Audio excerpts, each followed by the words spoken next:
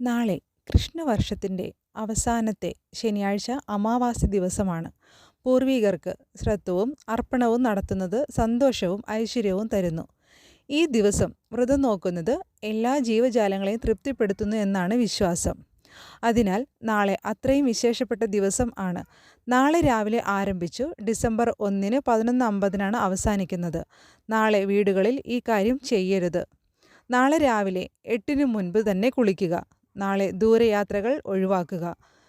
അതുപോലെ വൃത്തിയുള്ള വസ്ത്രങ്ങൾ മാത്രം ഉപയോഗിക്കുക. മുഷിഞ്ഞത് അല്ലെങ്കിൽ കഴുകാത്ത വസ്ത്രങ്ങൾ ഉപയോഗിക്കാതിരിക്കുക. തുണികൾ കഴുകാൻ മറക്കരുത്. മുഷിഞ്ഞ തുണികൾ വീടിനുള്ളിൽ കൂട്ടിയിടരുത്. ഇത് വളരെയധികം ശ്രദ്ധിക്കേണ്ടതുണ്ട്. ഈ ദിവസം കടം വാങ്ങാതെ ഇരിക്കുക. ആയുധങ്ങൾ വീടുകളിൽ കൊണ്ടുവരാതെ സൂക്ഷിക്കുക. നാളെ പക്ഷി മൃഗാദികളെ ഉപദ്രവിക്കരുത്. അവർക്ക് ഭക്ഷണം കൊടുക്കാവുന്നതാണ്. അത് വളരെ നല്ലതാണ്. നാളെ ആരുടെയും മനസ്സ് വിഷമിപ്പിക്കാതിരിക്കുക. ഒരു വാക്കുകൊണ്ട് പോലും നമ്മൾ ആരെയും വേദനിപ്പിക്കാതിരിക്കുക.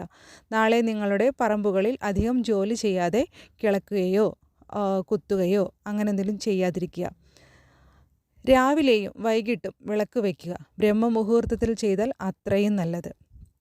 കുളിക്കുന്ന വെള്ളത്തിൽ കുറച്ച് ഉപ്പ് അല്ലെങ്കിൽ മഞ്ഞൾപ്പൊടി ചേർത്ത് കുളിക്കുന്നത് അത്യുത്തമമായിരിക്കും.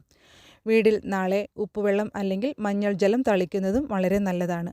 കാക്കയ്ക്ക് ഭക്ഷണം കൊടുക്കുന്നതും അന്നദാനത്തിന് അർഹരായ 2 പേർക്ക് ഭക്ഷണം കൊടുക്കുന്നതും അത്യുത്തമം.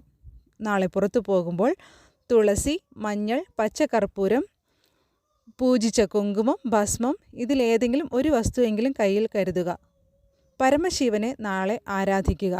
വിളക്ക് വയ്ക്കുമ്പോൾ കോവളയില, വെള്ള കളറിലുള്ള പുഷ്പം അല്ലെങ്കിൽ ശംഖുപുഷ്പം ഏതെങ്കിലും ഒന്ന് സമർപ്പിച്ച് പ്രാർത്ഥിക്കുക. 108 പ്രാവശ്യം ഓം ഹ്രീം നമഃശിവായ ഉച്ചരിച്ച് പ്രാർത്ഥിച്ചാൽ അത്യുത്തമം. ഇതെല്ലാം ശ്രദ്ധിച്ച് ചെയ്താൽ തീർച്ചയായും അനുഗ്രഹം ലഭിക്കും.